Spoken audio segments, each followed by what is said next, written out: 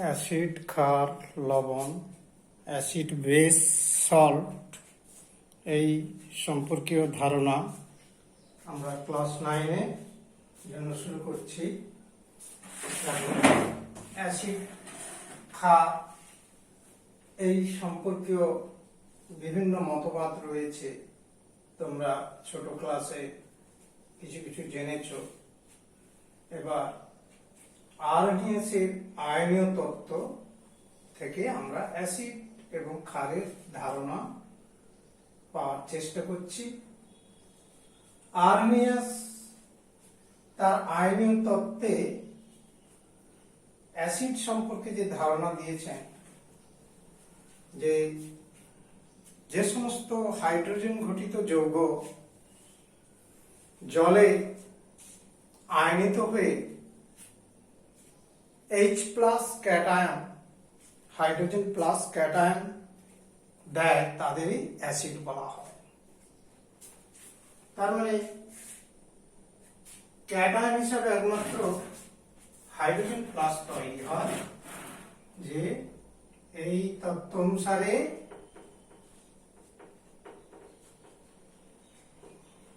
আরএনএসের তত্ত্ব অনুসারে যেসব হাইড্রোজেন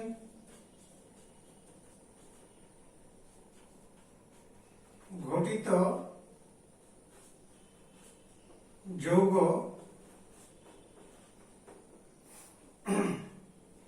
জলে আয়নিত হয়ে অর্থাৎ ক্যাটায়নের আয়নে ভেঙে গিয়ে ক্যাটায়ন হিসাবে কেবল H+ উৎপন্ন করে, তাদের অ্যাসিড বলা হয়। এটা হচ্ছে আরএনএসের মতবাদ অনুযায়ী অ্যাসিডের তত্ত্ব। কিন্তু বাস্তবে আমরা পরবর্তী আধুনিক বিজ্ঞানে জানতে পেরেছি যে হাইড্রোজেন প্লাস জলে H+ রূপে থাকে না। ওই H+ আয়নটা জলের অণুর সাথে যুক্ত হয়ে হাইড্রোনিয়াম তথা হাইড্রক্সোনিয়াম আয়নে পরিণত হয়, H3O+ আয়নে পরিণত হয়। অর্থাৎ বাস্তবে প্রকৃতপক্ষে এটা কিন্তু আরএনএসের মতবাদ নয়, এটা পরবর্তীকালে সংশোধিত রূপ। প্রকৃতপক্ষে জলে H+ আয়নের কোনো অস্তিত্ব নেই। H+ আয়নের কোনো অস্তিত্ব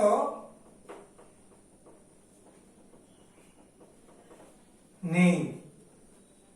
তার মানে আধুনিক মতবাদে কি বলা হয়েছে না, এখানে জলের সাথে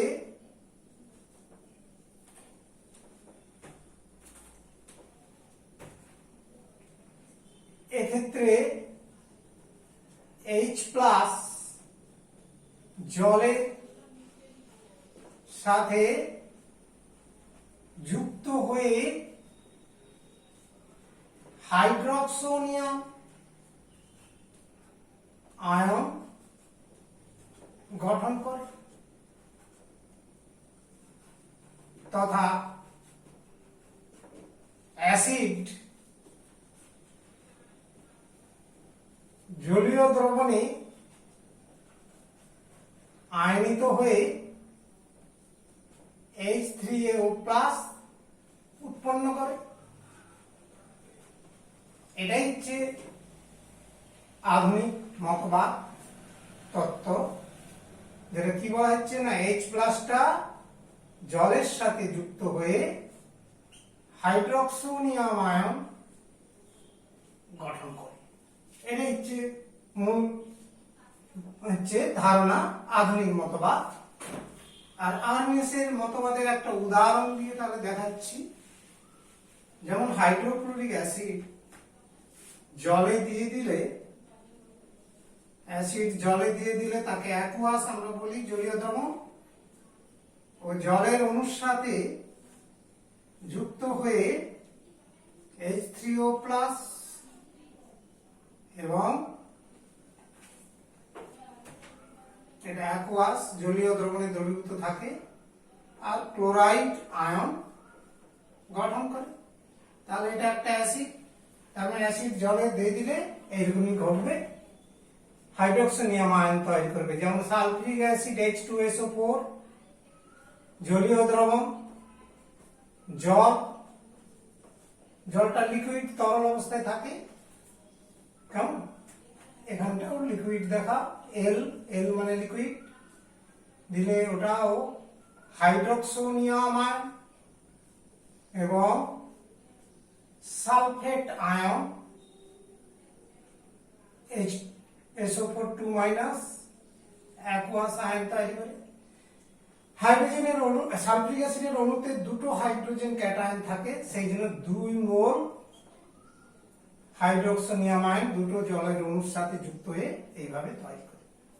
এই হচ্ছে আর্নিয়াসের আম্লিকতার মতবাদ, অ্যাসিডের মতবাদ। তেমনি ক্ষারের ধারণা কি রয়েছে না, যে যৌগগুলো জলীয় দ্রবণে আয়নিত হয়ে অ্যানায়ন হিসাবে কেবলমাত্র হাইড্রোক্সিল আয়ন তৈরি করে, হাইড্রোক্সিল আয়ন OH- আয়ন তৈরি করে, তাদেরই ক্ষারক বলা হয়। তাহলে যেসব রাসায়নিক যৌগ জলীয় দ্রবণে তথা জলে আয়নিত হয়ে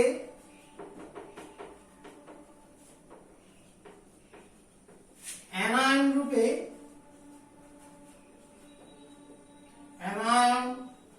রূপে কেবলমাত্র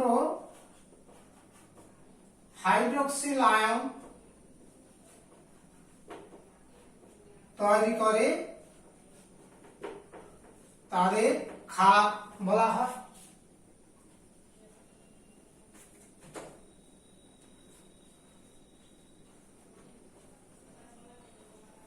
ক্ষার বলা হয়, কেমন এটা মাথায় রাখতে হবে যে এই আইডিয়ার মধ্যে। যেমন একটা উদাহরণ দিচ্ছি, এক্সাম্পল, যেমন কস্টিক সোডা, এটাকে ক্ষার বলা হয় কেন? সোডিয়াম হাইড্রোক্সাইডকে না, এটা জলীয় দ্রবণে দিয়ে দিলে, জলে যোগ করলে এটা আয়নিত হয়ে গিয়ে সোডিয়াম ক্যাটায়ন আর অ্যানায়ন হিসাবে কেবলমাত্র হাইড্রোক্সিল অ্যানায়ন জলীয় দ্রবণে তৈরি হচ্ছে, এই জন্য NaOH একটি ক্ষার।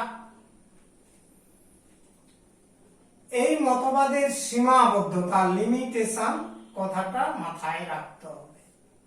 হ্যাঁ, অর্থাৎ আর্নিয়াসের মতবাদের ব্যতিক্রমী বা সীমাবদ্ধতা কোথায় রয়েছে না, জল ছাড়া অন্য কোনো দ্রাবক, যেমন benzene, alcohol, ether, carbon disulphide, carbon tetrachloride ইত্যাদি যে দ্রাবকগুলো রয়েছে, সেই দ্রাবকগুলো ক্ষেত্রে অ্যাসিড এবং ক্ষারের এই মতবাদ, আর্নিয়াসের মতবাদটা প্রযোজ্য নয়। কেমন? তাহলে জল ব্যতীত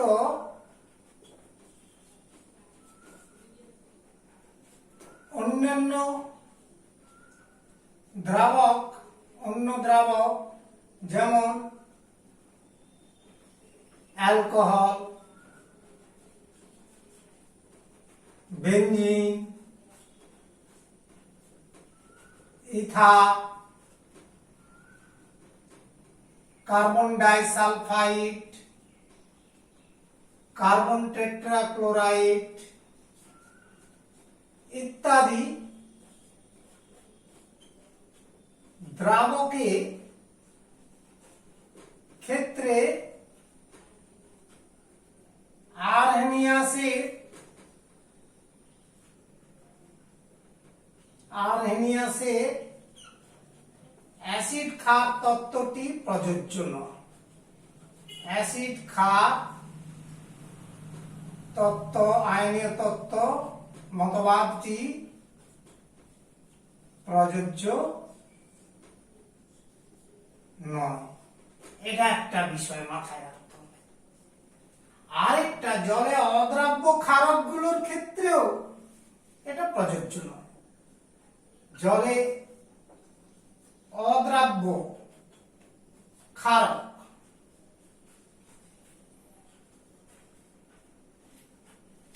ক্ষারকের ক্ষেত্রে এই তত্ত্ব মেনে চলে না। এই তত্ত্ব প্রযোজ্য নয়। প্রযোজ্য নয়। জলে অদ্রাব্য ক্ষারক যেমন aluminium hydroxide, ferric hydroxide, lead hydroxide ইত্যাদি ক্ষারকগুলোর ক্ষেত্রে সেগুলো কিন্তু এই অ্যাসিড ক্ষারের তত্ত্বগুলো মেনে চলবে না, আরহেনিয়াসের মতবাদকে মেনে চলবে না। এর হচ্ছে সীমাবদ্ধতা বিষয়গুলো, এটা মাথায় রাখতে হবে। আরেকটা তোমাদের এখানে কথা জানতে হবে যে ক্ষার আর ক্ষারক, ক্ষারক আর ক্ষার, এই যে দুটো টার্ম ইউজ করি।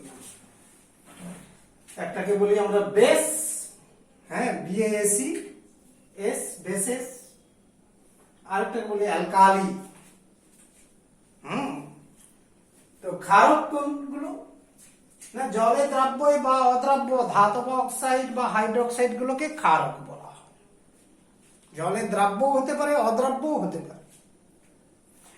আর যে ক্ষারকগুলো জলে দ্রাব্য সেগুলো হচ্ছে ক্ষার। অর্থাৎ যেসব ক্ষারক জলে দ্রাব্য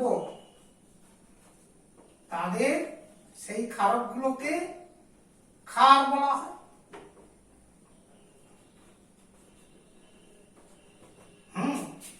যেমন NaOH বা KOH এগুলো জলে দ্রাব্য ইত্যাদি হলো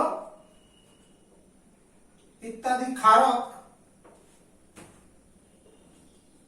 এই ক্ষারক গুলি হলো ক্ষার। কিন্তু অ্যালুমিনিয়াম হাইড্রোক্সাইড, ফেরিক হাইড্রোক্সাইড ইত্যাদি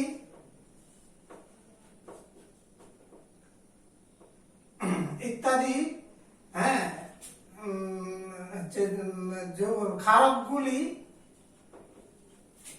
ক্ষারকগুলি জলে অদ্রাব্য, তাই এগুলি ক্ষার নয়। তাহলে একটা কথা এখান থেকে ধারণা করতে পারো যে কাজেই আমরা কি বলতে পারি, সব ক্ষারই ক্ষারক, সব ক্ষারই ক্ষারক, যতগুলো ক্ষার রয়েছে তারা সবাই ক্ষারক, কিন্তু সব ক্ষারক ক্ষার নয়। এটা একটা এক্সাম্পল দিয়ে ব্যাখ্যা করে দিই। সব ক্ষারক ক্ষার নয়, কিন্তু সমস্ত ক্ষার ক্ষার মাত্রই ক্ষারক। এই আইডিয়া রাখার পর আমরা অ্যাসিড ক্ষারের কিছু ধর্ম নিয়ে স্টাডি করছি, এদের বৈশিষ্ট্য। তোমরা অনেক খাবার খেতে গিয়ে দেখেছো কিছু কিছু খাবার স্বাদে টক লাগে, আর যেগুলো টক লাগে সেগুলো অ্যাসিড আছে। তার মানে অ্যাসিডের স্বাদ হচ্ছে টক। তেঁতুল খাও, টাটারিক অ্যাসিড আছে, তো দই খাও, তাতে ল্যাকটিক অ্যাসিড আছে। এরকমই যা টক, স্বাদে টক আছে এমন খাদ্যদ্রব্যগুলো সবগুলোতেই অ্যাসিড আছে। তার মানে অ্যাসিড এবং ক্ষারের যে বৈশিষ্ট্য আমি একটা কম্প্যারিজন করে তুলনা করে আলোচনাটা করে দিচ্ছি, মনে রাখতে হবে এগুলো বিষয়গুলো। কেমন? ফার্স্ট দেখো, এটা স্বাদে টক, স্বাদে টক। এটা দেখবে কিছু খাবার খেতে গিয়ে একটু কষ্টে কষ্টে লাগে, মানে কষা বলে, তাহলে এটা স্বাদে কষা বা কষ্টে। হ্যাঁ, একটা কষা হবে আর একটা কষ্টে হবে। নাম্বার 2, জলীয় দ্রবণে ইহা হাইড্রোক্সোনিয়াম আয়ন গঠন করে, আর এখানে জলীয় দ্রবণে দ্রবণে ইহা হাইড্রোক্সিল আয়ন তৈরি করে। কম্পারিজন স্টাডি করছি আমরা। 3, অ্যাসিডের জলীয় দ্রবণ, অ্যাসিডের জলীয় দ্রবণ তোমার লিটমাসের কাগজকে কি বর্ণ করে না লাল করে। হ্যাঁ, যে নীল লিটমাসকে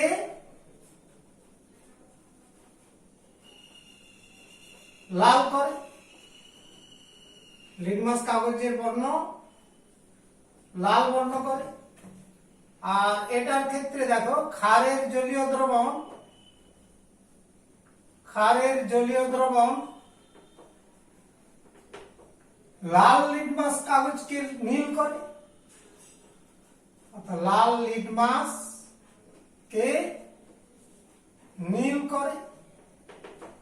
এটা ছোট ক্লাস থেকেই অনেকে শুনে এসেছো, এটা মনে রাখার চেষ্টা করতে হবে। নাম্বার 4, অ্যাসিড মানে ইহা ক্ষারের সঙ্গে বিক্রিয়ায় লবণ ও জল তৈরি করে। তাহলে ইহা ক্ষারের সঙ্গে বিক্রিয়া করে লবণ ও জল তৈরি করে। কেমন? আর এক্ষেত্রে ইহা অ্যাসিডের সঙ্গে বিক্রিয়া করে, অর্থাৎ ক্ষার অ্যাসিডের সঙ্গে বিক্রিয়া, ঠিক অ্যাসিডের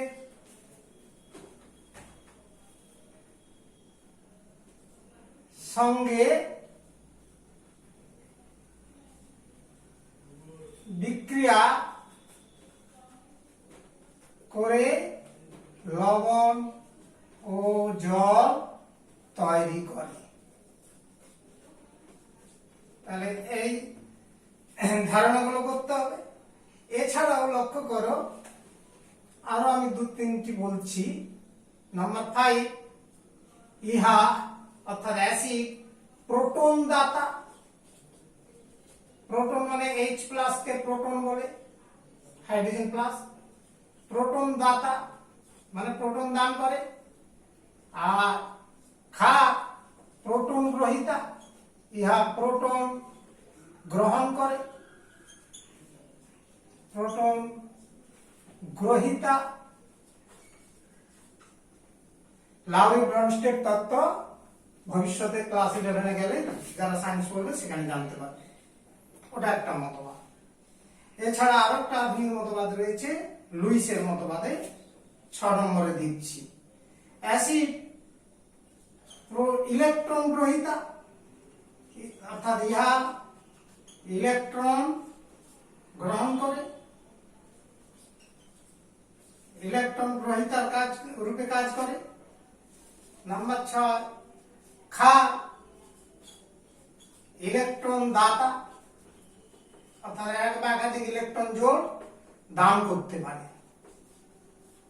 তাহলে আপাতত এই বৈশিষ্ট্যগুলো মেন ধর্ম হিসাবে মনে রাখবে। এগুলো হচ্ছে অ্যাসিড ক্ষারের তুলনামূলকভাবে বৈশিষ্ট্যগুলো একসঙ্গে আলোচনা করে দিলাম, তাহলে ক্লিয়ার হয়ে যাবে। নেক্সট দেখো, আমরা একটা কথা মনে রাখতে বলবো, HCl একটা অ্যাসিড, কিন্তু গ্যাসীয় অবস্থায় অ্যাসিড নয়, অর্থাৎ HCl গ্যাস অ্যাসিড রূপে আচরণ করে না, অ্যাসিডের ধর্ম বহন করে না, আচরণ করে না। তাই HCl গ্যাস লিটমাসের বর্ণ পরিবর্তন করে না বা অন্য নির্দেশকেরও বর্ণ পরিবর্তন করতে পারে না। অর্থাৎ লিটমাসের বর্ণ পরিবর্তন করে না। কেমন? তার মানে এটা একটু মনে রাখার চেষ্টা করবে, তার মানে কোনো শর্ট প্রশ্ন তোমাকে জানতে চাওয়া হতে পারে। এরপর দেখো, অ্যাসিড ক্ষার আমরা বললাম রাসায়নিক বিক্রিয়া করে লবণ জল তৈরি করে, বৈশিষ্ট্য পড়তে গিয়ে জানলাম। তো সেই যে বিক্রিয়াটা, এই একটা বিক্রিয়ার নাম থাকে প্রশমন বিক্রিয়া। আবার অ্যাসিড ক্ষারকে চিহ্নিত করবার জন্য, অর্থাৎ কোনটা অ্যাসিড, কোনটা ক্ষার, কোনটা প্রশম দ্রবণ, সেগুলোকে জানতে গেলে কিছু রাসায়নিক পদার্থ ব্যবহৃত হয় যেগুলো নির্দেশক। আর এই নির্দেশকগুলো অন্য কিছু নয়, জৈব যৌগ, যেগুলো হচ্ছে অ্যাসিড এবং ক্ষার, অর্থাৎ জৈব অ্যাসিড অথবা জৈব ক্ষার। এই জাতীয় পদার্থগুলোই এই যে litmus, methyl orange, phenolphthalein, methyl red, এই নির্দেশক বা সূচকগুলো জৈব অ্যাসিড অথবা জৈব ক্ষার রূপে ক্রিয়া করে। তাহলে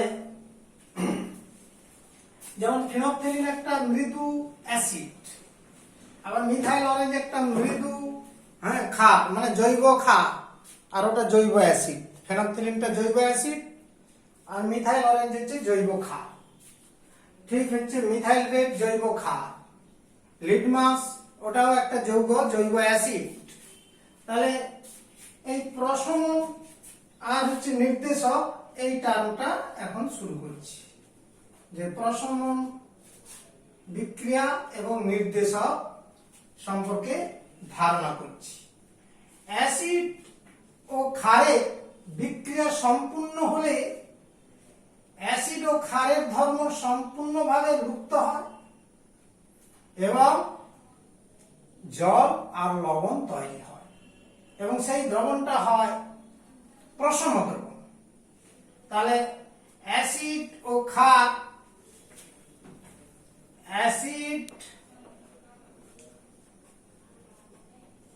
ও ক্ষারের সম্পূর্ণ বিক্রিয়া, অ্যাসিড ও ক্ষারের বিক্রিয়া সম্পূর্ণ হলে, কমপ্লিট রিঅ্যাকশন হলে, অ্যাসিড ও ক্ষারের বিক্রিয়া সম্পূর্ণ হলে কেমন, তাহলে যে বিক্রিয়াটা হবে তাহলে কি হবে না, ওই দুটো যৌগের ধর্ম সম্পূর্ণভাবে লুপ্ত হয়। বিক্রিয়া হলে অ্যাসিড ও ক্ষারের ধর্ম সম্পূর্ণরূপে লোপ পায়, সম্পূর্ণরূপে লুপ্ত হয়, লোপ পায়। এবং এই বিক্রিয়ায়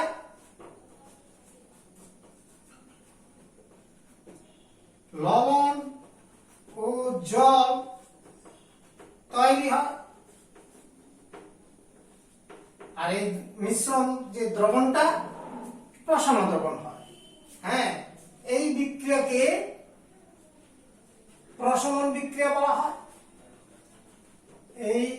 এইরূপ সম্পূর্ণ যে রাসায়নিক বিক্রিয়া, এই বিক্রিয়াটাকেই আমরা নিউট্রালাইজেশন বিক্রিয়া বলি। এই বিক্রিয়াকে প্রশমন বিক্রিয়া বলা হয়। বিকল্প একটা সংজ্ঞা আমি বলছি, তোমরা যদি মনে রাখতে পারো। দেখো, যে তুল্যাঙ্ক পরিমাণ অ্যাসিড, তুল্যাঙ্ক পরিমাণ ক্ষারের বিক্রিয়ায় লবণ ও জল তৈরি হয় এবং উৎপন্ন দ্রবণটি সম্পূর্ণ প্রশম হয়, তখন সেই বিক্রিয়াটিকেই বলা হয় অ্যাসিড ক্ষারের প্রশমন বিক্রিয়া।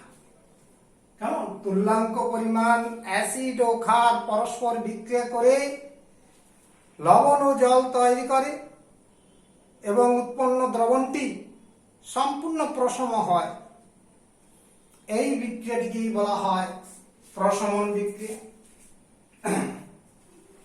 এই প্রশমন বিক্রিয়া মূল আইডিয়াটা কি না, অ্যাকচুয়াল প্রশমন বিক্রিয়ায় অ্যাসিড থেকে উৎপন্ন হয় হাইড্রোজেন ক্যাটায়ন, ক্ষার থেকে উৎপন্ন হয় হাইড্রোক্সিল আয়ন। এই হাইড্রোজেন আয়ন আর হাইড্রোক্সিল আয়ন কি করে না, তারা যুক্ত হয়ে জলটা তৈরি করে। যেমন ধরো একটা এক্সাম্পল দিচ্ছি, হাইড্রোক্লোরিক অ্যাসিড এর জলীয় দ্রবণ, তার সাথে তুমি কস্টিক সোডা জলীয় দ্রবণ দিয়ে দিলে, তাহলে হাইড্রোক্লোরিক অ্যাসিড জলে বিক্রিয়া করে H+ আয়ন এবং Cl- আয়ন প্রথমে তৈরি করে, তারপর এটা জলের সাথে যুক্ত হয়ে হাইড্রোক্সিনিয়াম আয়ন। কিন্তু জলে দেওয়ার সাথে সাথে এটা H+ এবং Cl- দুটো আয়নে বিভাজিত হয়। আর কস্টিক সোডা জলে দেওয়ার সাথে সাথে এটাও এই আয়ন সোডিয়াম আয়ন এবং হাইড্রোক্সিল আয়ন তৈরি করে। এরপরে এই হাইড্রোজেন আয়ন আর হাইড্রোক্সিল আয়ন তারা যুক্ত হয়ে অবিয়োজিত জলের অণু তৈরি করে, তরল জল লিকুইড। আর সোডিয়াম আয়ন আর কি রয়েছে, ক্লোরাইড আয়ন থেকে গেল, তারা যুক্ত হয়ে সোডিয়াম ক্লোরাইড দ্রবণ তৈরি করে। এইভাবে টোটাল রাসায়নিক বিক্রিয়াটাকে যোগ করে ফেলো, দেখবে হাইড্রোজেন আয়ন কেটে গেল, হ্যাঁ, ক্লোরাইড আয়ন কেটে গেল, আমরা যোগ করলে হাইড্রোক্সিল আয়ন কেটে গেল, সোডিয়াম আয়ন কেটে গেল, তাহলে থেকে গেল কি বাম পাশে HCl আর NaOH, এবং ডান পাশে থেকে গেছে দেখো জল আর থেকে গেছে সোডিয়াম ক্লোরাইড। কেমন? এইভাবে অ্যাসিড ক্ষারের প্রশমন বিক্রিয়া মূল ক্রিয়াটা এটাই হয়, বাস্তবে যেটা ঘটে H+ এবং OH- সমান জল উৎপন্ন করার বিক্রিয়াতেই আর লবণ তৈরির বিক্রিয়াটি ঘটে। তো এখানে জল উৎপাদন হচ্ছে মানে এই বিক্রিয়াটিটা তাপমোচী বিক্রিয়া, কারণ জল উৎপাদন বিক্রিয়াকে তাপমোচী বিক্রিয়া বলে, জল বিয়োজন বিক্রিয়া তাপশোষী বিক্রিয়া। তার মানে অ্যাসিড ক্ষারের প্রশমন বিক্রিয়া, হ্যাঁ, সবসময় মাথায় রাখবে তাপ উৎপাদক বিক্রিয়া বা তাপমোচী বিক্রিয়া। তার মানে ইহা একটি তাপ উৎপাদক বিক্রিয়া, প্রশমন বিক্রিয়া একটি তাপ উৎপাদক বা তাপমোচী বিক্রিয়া, এবং এখানে যে বিক্রিয়ায় তাপ উৎপন্ন তাকে প্রশমন তাপ বলে। তাহলে এই হচ্ছে অ্যাসিড ক্ষারের প্রশমন বিক্রিয়াটি হচ্ছে শুনলে। এরপর ইন্ডিকেটর বা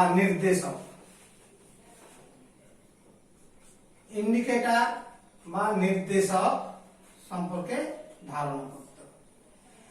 ইন্ডিকেটর বা নির্দেশক গুলো কি করে না, ওরা অ্যাসিড দ্রবণে দাও অথবা ক্ষার দ্রবণে দাও, যোগ করো, নিজেদের বর্ণ পরিবর্তন করে কোনটা অ্যাসিড, কোনটা ক্ষার, কোনটা প্রশমন দ্রবণ তা নির্দিষ্ট করে। তার মানে নিজেরাই রং পরিবর্তন করে, নিজেদের বর্ণ। অ্যাসিড বা ক্ষারের বা প্রশমন দ্রবণের বর্ণের কোনো পরিবর্তন করে না, ও নিজের বর্ণটা পরিবর্তন করে। অ্যাসিড দ্রবণে একরকম রং দেখাবে, ক্ষারে আরেক রকম রং দেখাবে, আর প্রশমন দ্রবণে আরেক রকম রং দেখাবে। তার মানে যেসব পদার্থ নিজেদের বর্ণ পরিবর্তন করে কোনটি অ্যাসিড, কোনটি ক্ষার বা কোনটি প্রশম দ্রবণ তাহা চিহ্নিত করে তাদেরই নির্দেশক বলা হয়। এবার দেখো অ্যাসিড ক্ষারের প্রশমন বিক্রিয়াটা কখন সমাপ্ত হয় সেটাও নির্দেশ করে আমার নির্দেশক। ধরো অ্যাসিড ক্ষারের প্রশমন বিক্রিয়া করবে, তো একটা বহুতল ফ্লাক্সের মধ্যে ফ্লাক্সের মধ্যে তুমি এ নিয়ে নিবে,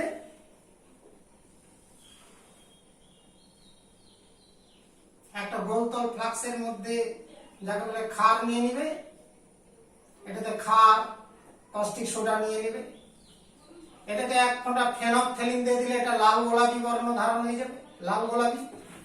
ক্ষারের বর্ণ হচ্ছে না, ওটা হচ্ছে ফেনফথেলিন, ওই মাধ্যমে গেলে তার নিজের বর্ণটা লাল গোলাপি করে। এবার উপর থেকে ধীরে ধীরে অ্যাসিড ঢালতে থাকবে বুলেটের সাহায্যে। সে বুলেট তোমরা দেখবে ক্লাস 12 এর ছেলেমেয়েরা প্র্যাকটিক্যাল করে, সেখান থেকে দেখতে পাবে এরকম চাবি এটা থাকে, এখান থেকে ফোঁটা ফোঁটা করে পড়তে থাকবে এবং যখন মুহূর্তে প্রশমিত হয়ে যাবে, অর্থাৎ ওই অ্যাসিড হাইড্রোক্লোরিক অ্যাসিড ধরো দিচ্ছিলাম, একটু আগে বিক্রিয়াটা লিখেছিলাম, যে মুহূর্তে এটা সম্পূর্ণ NaOHটা NaCl আর জলে পরিণত হয়ে যাবে, HCl এর সংস্পর্শে আসা মাত্রই কমপ্লিট বিক্রিয়া হয়ে যাবে, যাকে বলা হচ্ছে সম্পূর্ণ প্রশমন বিক্রিয়া হয়ে যাবে। সেই মুহূর্তে ওই ফেনফথেলিনের রংটা লাল গোলাপি থেকে চেঞ্জ হয়ে গিয়ে বর্ণহীন হয়ে যাবে। আর যখনই বর্ণহীন হয়ে গেল লাল গোলাপি বর্ণটা, তখনই বোঝা যাচ্ছে যে বিক্রিয়াটা সম্পূর্ণ হয়ে গেছে, অর্থাৎ প্রশমন বিক্রিয়া শেষ, সমাপ্ত হলো। তার মানে প্রশমন বিক্রিয়ার সময়টাকে নির্দেশ করছে ওই ফেনফথেলিন সূচক। তাহলে আমরা এখানে সংজ্ঞাটাতে কি আসতে পারি না, যেসব রাসায়নিক পদার্থ নিজেদের বর্ণ পরিবর্তন করে অ্যাসিড ও ক্ষারের প্রশমন বিক্রিয়ার সম্পূর্ণতা নির্দেশ করে তাদেরই বলা হচ্ছে নির্দেশক বা সূচক। আর এখান থেকেও আমরা ডেফিনেশনটি করতে পারি যে যেসব পদার্থ নিজেদের বর্ণ পরিবর্তন করে অ্যাসিড ক্ষার বিক্রিয়ার প্রশমন ক্ষণ নির্দেশ করে, আমি লিখেও দিচ্ছি, যেসব পদার্থ রাসায়নিক পদার্থ নিজেদের বর্ণ পরিবর্তন করে অ্যাসিড ও ক্ষারের বিক্রিয়া প্রশমন ক্ষণ, প্রশমন বিন্দুও বলতে পারো, প্রশমন ক্ষণ নির্দেশ করে তাদের সূচক, ইন্ডিকেটর বা নির্দেশক বলা হয়। এবং এদের অ্যাসিড ক্ষারক নির্দেশকও বলি আমরা। তাহলে অ্যাসিড ক্ষারক নির্দেশক এই ধরনের কথাগুলো মাথায় রাখতে হবে। এইরকমই আমরা কয়েকটি সূচক বা নির্দেশকের নাম ট্যাবুলেট করে দিচ্ছি, মনে রাখার চেষ্টা করবে এবং সেগুলো সব সময় কাজে লাগবে। অনেক বড় ক্লাস পর্যন্ত যদি রসায়নের পাঠ করো তাহলে সেগুলো লাগবে। আমরা প্রথমেই দিচ্ছি, দেখো সূচকের নাম বা নির্দেশকের নাম, সূচক বলে লিখলাম, এখানটা ছোট করে লেখা হয়ে গেল নির্দেশক বা সূচক।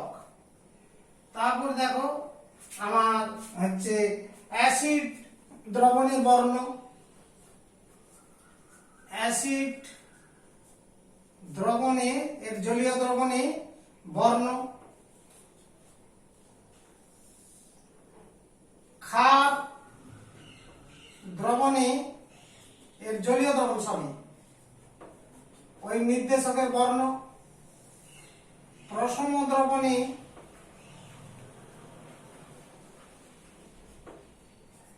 ওই সূচকের বর্ণ। এগুলো এক এক করে করে রাখবে। নাম্বার 1, তোমরা লিটমাস অলরেডি সবাই জানো, সূচকটা অ্যাসিড দ্রবণে কি হবে, লাল বর্ণ ধারণ করবে, ক্ষারে নীল বর্ণ ধারণ করবে, আর এখানে বেগুনি। তার মানে প্রশম অবস্থায় আমার এটা বেগুনি বর্ণ থাকবে নির্দেশক, দ্বিতীয় নির্দেশক ফেনপথ্যালিন, ফেনপথ্যালিন একসঙ্গে ওয়ার্ডটা একই, ফেনপথ্যালিন। অ্যাসিড দ্রবণে বর্ণহীন অর্থাৎ কোনো রং নেই, এক্ষেত্রে লাল গোলাপি হবে। ক্ষার দ্রবণে পিঙ্ক কালার, লাল গোলাপি। আর প্রশম দ্রবণে বর্ণহীন, এটা মনে রাখতে হবে। 3 নম্বর মিথাইল অরেঞ্জ, মিথাইল অরেঞ্জ। হ্যাঁ, মিথাইল অরেঞ্জ তোমার অ্যাসিড হবে লাল বা লাল গোলাপি, লাল গোলাপি বলতে পারো। এটা দিয়েও দেখবে, মিথাইল অরেঞ্জ 1 ফোঁটা অ্যাসিডে দিয়ে দেখবে লাল গোলাপি বর্ণ হচ্ছে, অর্থাৎ সূচকটার বর্ণ হয়ে যাবে লাল গোলাপি। আর ওখানে ক্ষার দ্রবণে হয়ে যাবে হলুদ বর্ণ, আর প্রশম দ্রবণে হবে কমলা। Number 4 methyl red, methyl red. এটা ওই মিথাইল অরেঞ্জের মতোই একই, আমি ব্লু বলে না লিখেই দিচ্ছি, লাল গোলাপি বা শুধু লাল লিখলেও হবে। হলুদ ক্ষার দ্রবণে আর প্রশম দ্রবণে কমলা, অরেঞ্জ কালার। তাহলে এই হলো অ্যাসিড ক্ষার সম্পর্কীয় যে আমাদের আইডিয়া বা ধারণা, সেটা তোমাদের মনে রাখতে হবে। আমরা কয়েকটি যৌগের শিল্পে ব্যবহার, যেমন caustic soda, hydrochloric acid, sulphuric acid এবং নাইট্রিক অ্যাসিড, অর্থাৎ কয়েকটা এই যৌগ ক্ষার এবং অ্যাসিড যৌগের শিল্পে কি কি কাজে লাগে একটু প্র্যাকটিস করে রাখবে। হ্যাঁ, দেখো এটা তোমার হচ্ছে কস্টিক সোডার শিল্প ব্যবহার।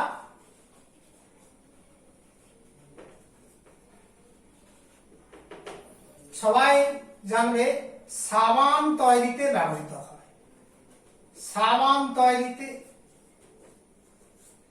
হ্যাঁ, প্রচুর কাজে লাগে সাবানের তৈরিতে। সোডিয়াম ধাতু নিষ্কাশন করতে ডাউন পদ্ধতি, পরবর্তীকালে ক্লাসে গেলে জানতে পারবে, ডাউন পদ্ধতিতে সোডিয়াম ধাতু নিষ্কাশন।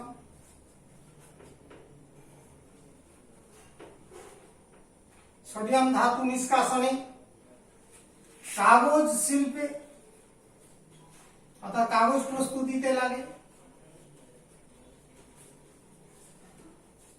কাগজের মন্ড তৈরি করতে,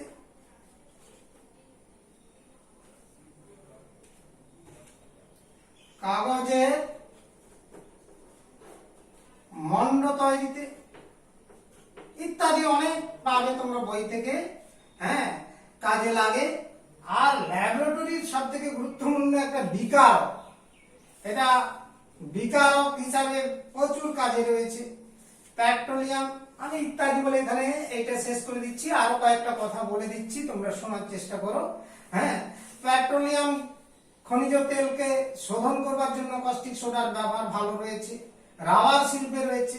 সিল্ক, হ্যাঁ কৃত্রিম সিল্ক, কৃত্রিম সিল্ক বা রেশম তৈরির জন্য এটা কাজে লাগে। আর আমরা ল্যাবরেটরিতে বিকারক হিসাবে প্রচুর এটার ব্যবহার রয়েছে। তাহলে ইত্যাদি কাজে কস্টিক সোডা ব্যবহৃত হয়। নেক্সট দেখো নাইট্রিক অ্যাসিড, এর শিল্প ব্যবহার রয়েছে। যেমন তোমরা নাইট্রেট সার, নাইট্রেট সার তৈরিতে ব্যবহৃত হয়। হ্যাঁ, অর্থাৎ আমি প্রথমেই বলছি নাইট্রেট রাসায়নিক যে সার কৃষি কাজে ব্যবহৃত হয়, নাইট্রেট সার উৎপাদনে প্রচুর ব্যবহার রয়েছে, যেটা অ্যালুমিনিয়াম নাইট্রেট, ক্যালসিয়াম নাইট্রেট, এগুলোকে আমরা সার হিসাবে ব্যবহার করে থাকি। সোনা রূপার শোধন করতে, সোনা ও রূপার শোধনে নাইট্রিক অ্যাসিডের ব্যবহার প্রচুর রয়েছে। স্যাঁকড়ারা করে, হ্যাঁ স্যাঁকড়ারা এগুলোকে ব্যবহার করে সোনার পালিশ করতে গেলে, হ্যাঁ, পুরানো সোনাকে আবার পরিষ্কার করে স্বচ্ছ করবার জন্য নাইট্রিক অ্যাসিড, হ্যাঁ, কাজে লাগে। আর বিস্ফোরক পদার্থ প্রচুর তৈরি হয়, হ্যাঁ, বিস্ফোরক পদার্থ, বিস্ফোরক পদার্থ তৈরি হয়, তৈরিতে বিস্ফোরক পদার্থ তৈরিতে যেমন গান কটন,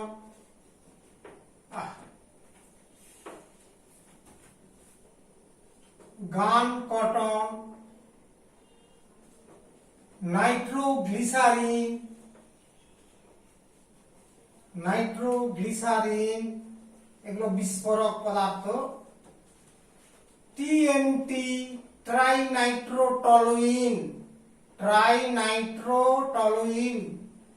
আরডিএক্স ইত্যাদি বিস্ফোরক তৈরিতে নাইট্রিক অ্যাসিডের ব্যবহার রয়েছে। রকেটের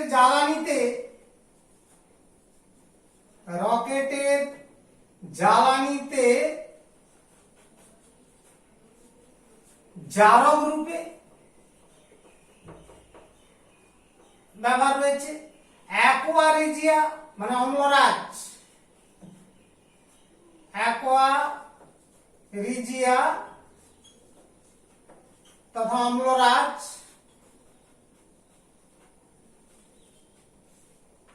তৈরিতে নাইট্রিক অ্যাসিড আর হাইড্রোক্লোরিক অ্যাসিডের মিশ্রণকে অম্লরাজ বলে। হ্যাঁ, এটা কি না সোনা, প্ল্যাটিনাম এই ধাতুগুলোকে দ্রবীভূত করবার জন্য, অর্থাৎ ওদের লবণ রূপে তৈরি করে ওদের দ্রবীভূত করতে পারে, এই ধরনের কাজে লাগতে পারে। আর আমাদের প্র্যাকটিক্যাল রুমে তথা ল্যাবরেটরিতে বিকারক রূপে তো বিরাট কাজে লাগে। ল্যাবরেটরিতে বিকারক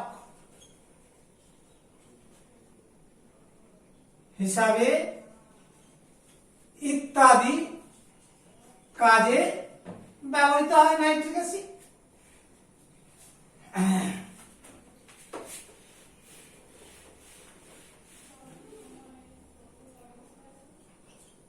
নেক্সট দেখো সালফিউরিক অ্যাসিড এর শিল্পে ব্যবহার, শিল্পে কাজে ব্যবহার করতে কি কি কাজে লাগছে? সার তৈরিতে, হ্যাঁ, রাসায়নিক সার তৈরিতে, তার মধ্যে খুবই ইম্পর্টেন্ট হিসাবে মাথায় রাখবে রাসায়নিক সারের মধ্যে সুপার ফসফেট, বাজারে নাম আছে সুপার ফসফেট অফ লাইমও বলে, বা শুধু সুপার ফসফেট বলতে পারো। অ্যামোনিয়াম সালফেট ইত্যাদি এই সার, রাসায়নিক সার তৈরিতে এটা খুবই গুরুত্বপূর্ণ জিনিস। বড় ক্লাসে গেলে আরো কাজে লাগবে, এগুলো জানতে হবে, ডিটেলসে পড়তে হবে। ফটক্রি, গ্লুকোজ, ইথার, ফটক্রি, গ্লুকোজ, অ্যালকোহল, ইথার ইত্যাদি তৈরিতে সালফিক অ্যাসিডের ব্যবহার প্রচুর রয়েছে। হ্যাঁ, কৃত্রিম রেশম তৈরিতেও ব্যবহৃত হয়। হ্যাঁ, হচ্ছে নিরোধক পদার্থ, একটা উত্তম নিরোধক, জল শোষক, উত্তম নিরোধক পদার্থ, নিরোধক হিসাবে বিভিন্ন পদার্থকে শুষ্ক করতে এটা প্রচুর কাজে লাগে। আর তোমরা জানবে ব্যাটারি, যে তড়িৎ কোষ পড়েছো, সেই ব্যাটারি তাতে তড়িৎ বিশ্লেষ্য হিসাবে ব্যবহৃত হয়। এটা তড়িৎ বিশ্লেষ্য হিসাবে দস্তা লেপনে এটা ব্যবহৃত হয়, সালফিক অ্যাসিড ইত্যাদি। আর সর্বোপরি ল্যাবরেটরি, সবগুলোই ল্যাবরেটরিতে লাগে, যত রাসায়নিক পদার্থ আছে ল্যাবরেটরিতে একটা খুব গুরুত্বপূর্ণ বিকারক রূপে এর ব্যবহার রয়েছে ইত্যাদি। এগুলো আপাতত করবে। হাইড্রোক্লোরিক অ্যাসিড, নেক্সট হচ্ছে শিল্পে ব্যবহার হিসাবে আমরা যে হাইড্রোক্লোরিক অ্যাসিড প্রত্যেকের বাড়িতে মিউরিয়াটিক অ্যাসিড হিসাবে একটা পরিষ্কারক পদার্থ, পরিষ্কারক কোথায় না গৃহস্থালিতে পরিষ্কারক দ্রব্য যেটা মিউরিয়াটিক অ্যাসিড হিসাবে পরিচিত, মিউরিয়াটিক বা সামুদ্রিক অ্যাসিড, মিউরিয়াটিক অ্যাসিড দ্রব্য হিসাবে হাইড্রোক্লোরিক অ্যাসিডের ব্যবহার প্রচুর রয়েছে। নেক্সট দেখো, খুব ইম্পর্টেন্ট, ক্লোরিন তৈরি করতে প্রচুর ব্যবহৃত হয়। ক্লোরিন ও ধাতব ক্লোরাইড লবণ, অনেক প্রয়োজনীয় ধাতব ক্লোরাইড লবণ, ধাতব ক্লোরাইড লবণ তৈরিতে হাইড্রোক্লোরিক অ্যাসিড ব্যবহৃত হয় খুবই গুরুত্বপূর্ণ ভাবে।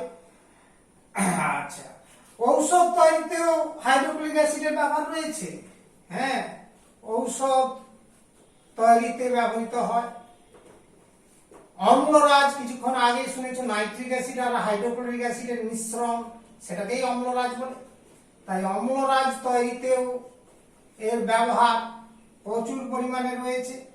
স্টার্চ থেকে গ্লুকোজ তৈরি করার সময় হাইড্রোক্লোরিক অ্যাসিড ব্যবহৃত হয়। স্টার্চ থেকে গ্লুকোজ